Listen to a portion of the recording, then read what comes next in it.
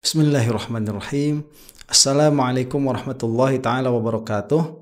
Alhamdulillahi rabbil alamin. Wa sallallahu ala sayyidina Muhammadin wa ala alihi wa sahbihi wasallam, amma ba'du. Ki Imad ini membela kasus ijazahnya Pak Jokowi. Saya sudah pernah membahas masalah ijazahnya Pak Jokowi itu dilihat dari segi filosofis, yang mana ijazah itu ya mau tidak mau itu berasal dari bahasa Arab, yang mana lembar kertasnya itu bukan esensi dari ijazahnya. Jadi ijazahnya itu yaitu pembolehan dari kampus untuk menyebarkan apa-apa yang sudah dipelajari. Jadi secara idealnya bagi seorang scholars, karena itu adalah perkumpulan orang-orang yang menuntut ilmu dan memberi ilmu, ya universitas itu, maka idealnya yang diuji bukan selembar kertasnya. Idealnya itu yang diuji adalah pengetahuan. Jadi apakah Pak Joko Widodo ini, beliau itu layak disebut sebagai sarjana kehutanan atau tidak, di situ ya, itu nilai filosofisnya. Dan sayangnya memang banyak yang tidak paham atas argumen yang saya ajukan, begitu. Sayangnya begitu. Nah, dan ini kan permasalahannya berlanjut sampai sekarang ya, sampai yang mengotak-atik ijazahnya Pak Jokowi ini sampai dilaporkan lah ada ke wilayah hukum. Nah, cuma saya juga tidak mau melihat itu dulu, begitu ya. Ini karena Mujaddid Abad ini Pret mengomentari masalah ini, dan saya menarik untuk melihat pola pikirnya. Nah, maka saya memutuskan untuk meneliti dan menelaah apa argumennya Mujaddid Abad ini Pret di dalam membela Pak Jokowi ya. Karena saya sudah mengatakan polanya sama, yang membenci Habib, yang tidak memiliki tanggung jawab atas kerugian negara yang telah dilaksanakan oleh pemerintahan sebelum-sebelumnya. Kemudian yang ikut Ki Imad, yang dukun-dukun itu mereka ada di situ, kalangan oportunis ya. Itu sudah saya sebutkan berkali-kali, polanya sama. Oke, kita lihat saja langsung sekarang bagaimana Ki Imad ini di dalam mengomentari ijazahnya Pak Jokowi. Ijazah Pak Jokowi ini. Pak Jokowi ini kan sudah 22 tahun ya mengabdi di bangsa negara kita ini. Mulai dari sebagai wali kota Solo ya 2005. Kemudian terpilih kembali di 2010. Kemudian 2012 mencalonkan sebagai gubernur di DKI Jakarta. Yang mobil SMK itu nggak selesai ya, Mujaddid Pret. 2014 juga masuk KPU lagi, 2014 sebagai calon presiden. Kemudian 2019 beliau menggunakan ijazah itu lagi untuk calon presiden yang kedua. Jadi apa iya gitu? Kan di situ ada KPU yang memverifikasi data-data seorang calon. Apakah KPU di Solo waktu itu begitu bodoh menerima sebuah ijazah yang palsu kemudian diloloskan? Kemudian kalau misalnya waktu pertama itu palsu, apa iya dalam proses politik selama 5 tahun di mana beliau menjadi seorang wali kota kan tentu ada musuh-musuh politik. Kalau sebentar ya, ini si paling manuskrip itu kok sekarang sudah memakai sistem di dalam pola pikirnya. Ini kan orang si paling filologi nih. Jadi seharusnya harus dibuktikan secara filologi bahwa ijazahnya Pak Jokowi ini sah. Harusnya pola pikirnya seperti itu. Ya, kalau misalkan kepada kitab-kitab kan begitu. Ini kan sama tuh secara kertas juga, yang mana bisa sebetulnya dilihat dari segi itu. Kita lihat dengan uji karbon ya dan lain sebagainya. Sebetulnya bisa.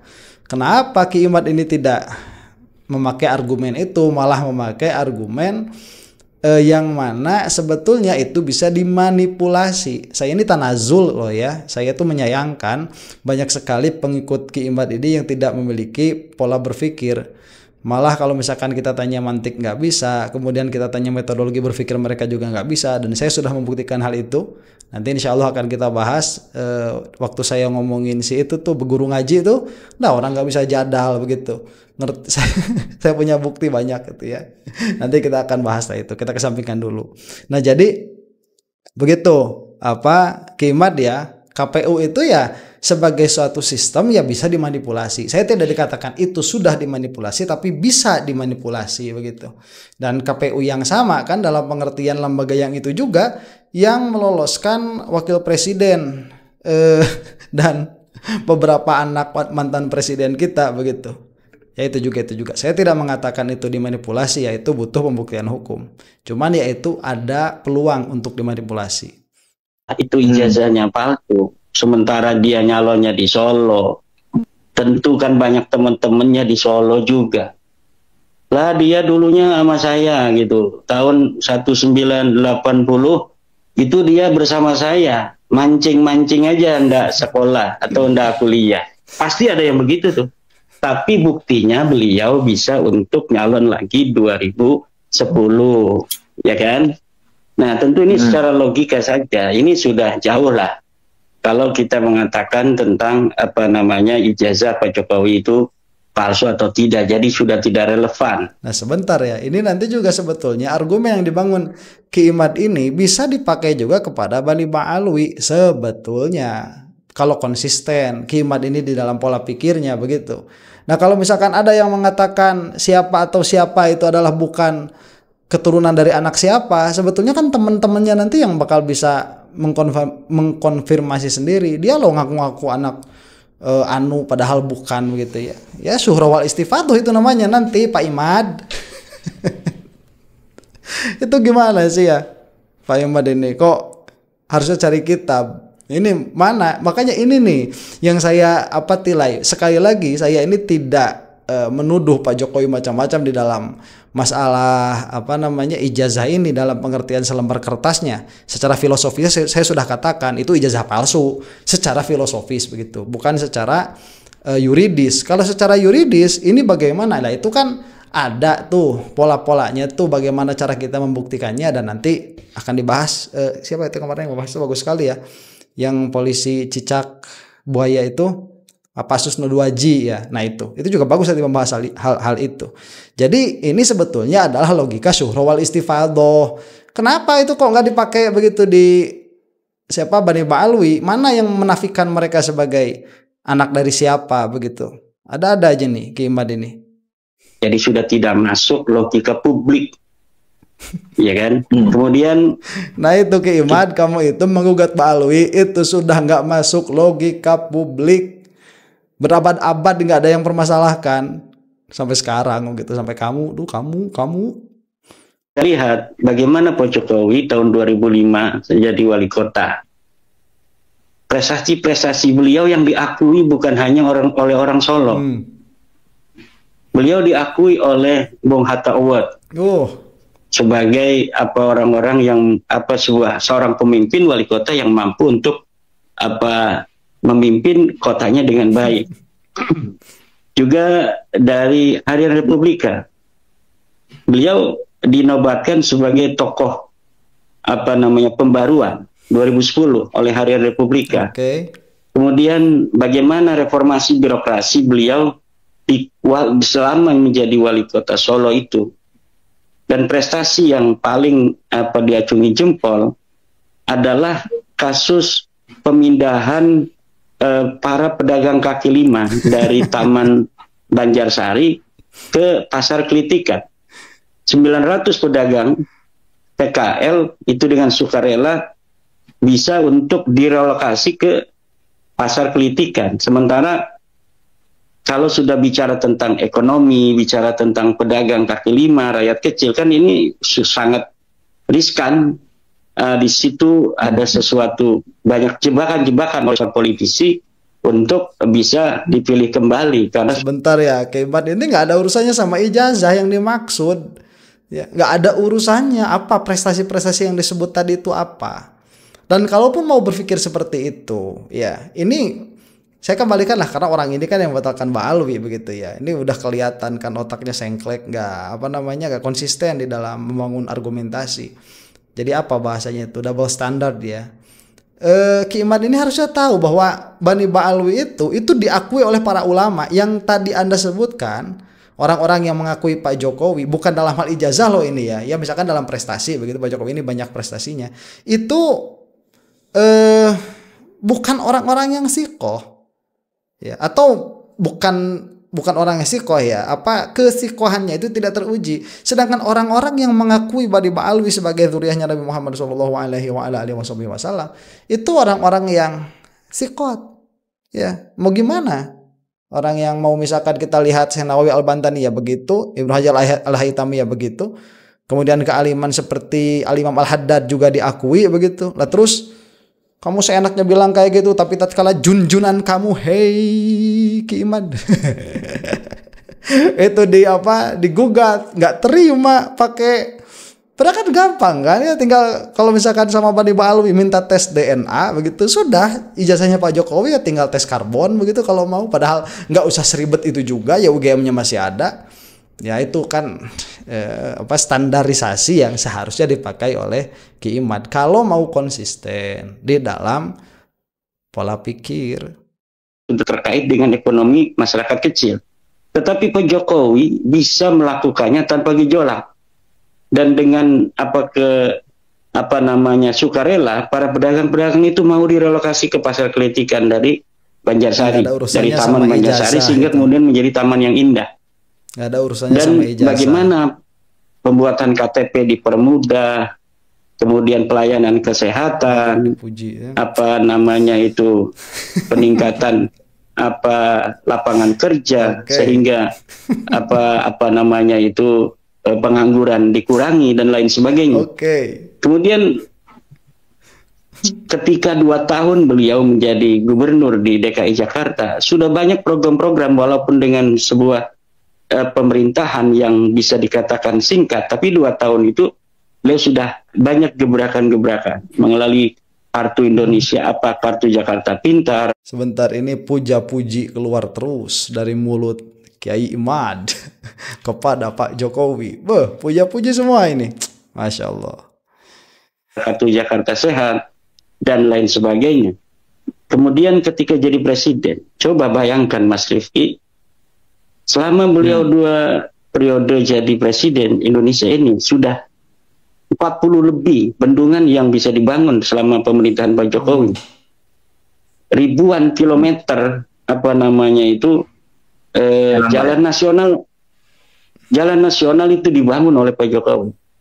Pabrik yang tutup nggak disebut ya, kemudian ya macam-macam lah itu.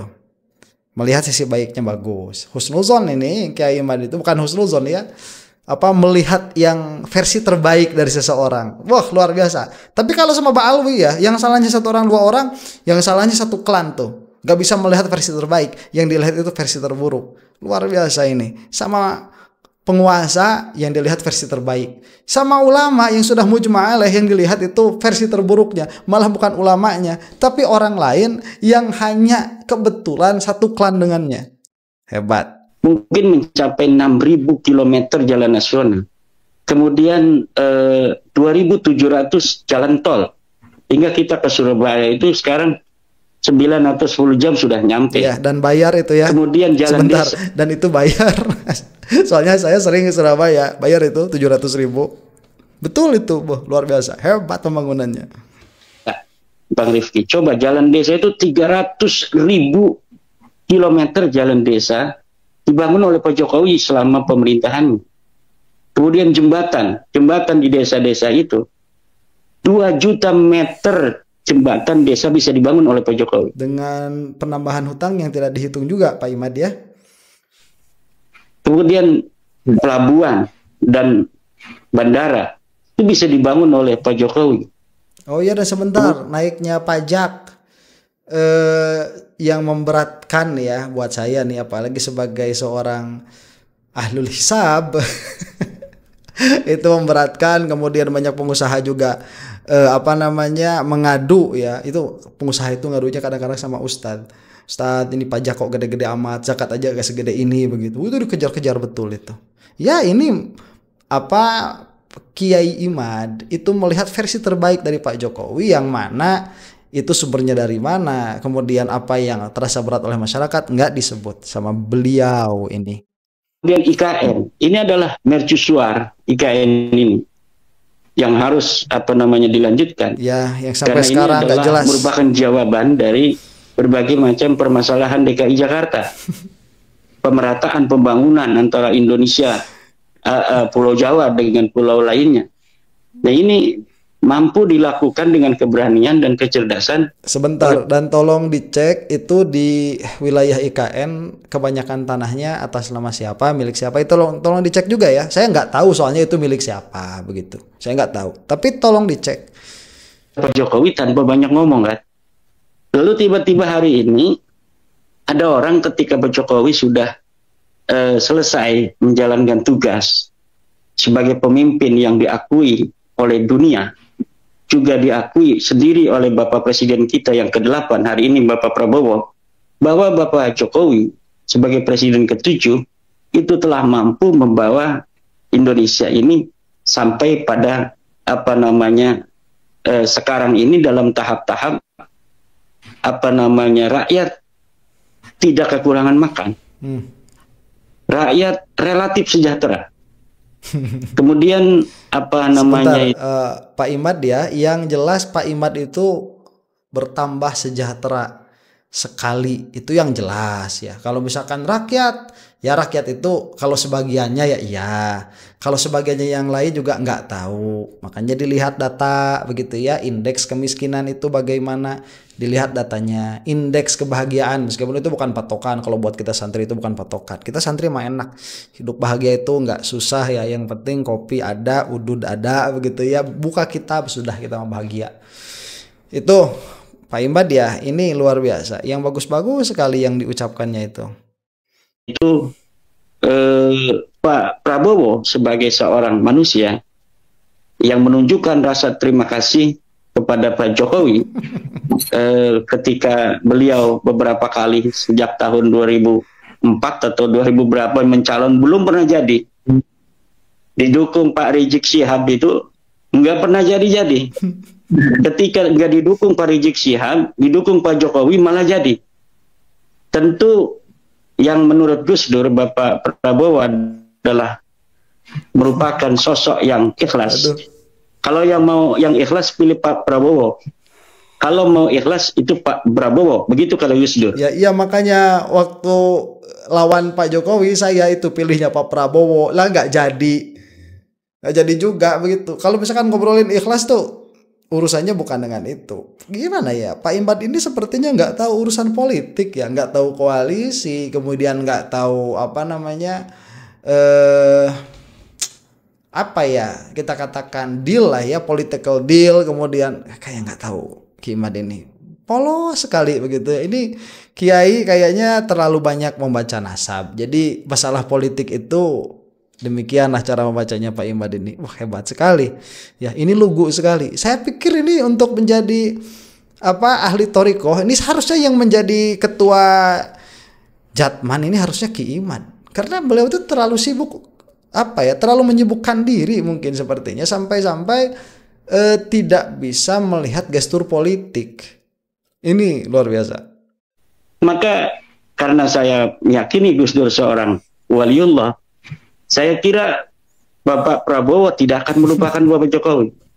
Jadi orang yang ingin memisahkan antara Bapak Prabowo dan Bapak Jokowi, menginginkan Bapak Jokowi ditinggalkan oleh Bapak Prabowo, saya kira itu mimpi di siang bolong. Sebentar ya, dan Gus Dur almarhum itu beliau wafat dalam keadaan meyakini bahwa Bani Ba'alwi itu thubut keturunannya Nabi Muhammad SAW.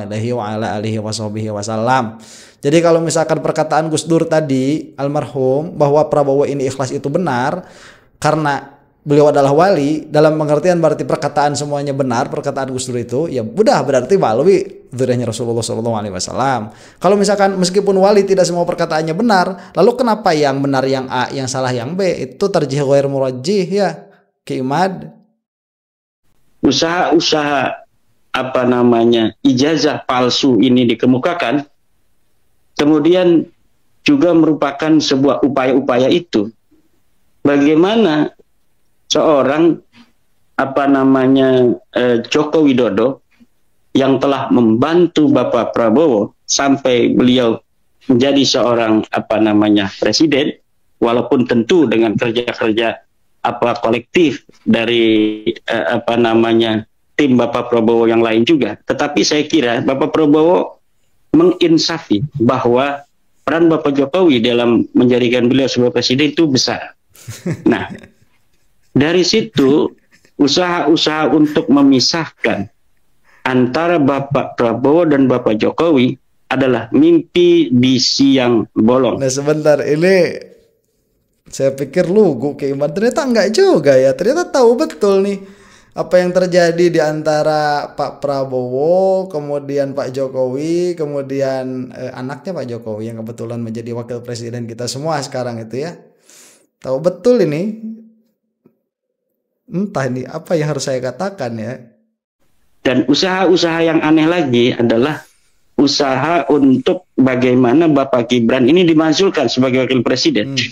Bagaimana seorang presiden dan wakil presiden yang dipilih secara sah oleh pemilu yang sah, suara rakyat yang harus dihormati, kemudian tiba-tiba ada beberapa kelompok orang yang meminta kepada Bapak Presiden untuk memajulkan Gibran pasangannya sendiri. Saya kira ini cara berpikir yang ada masalah di sana.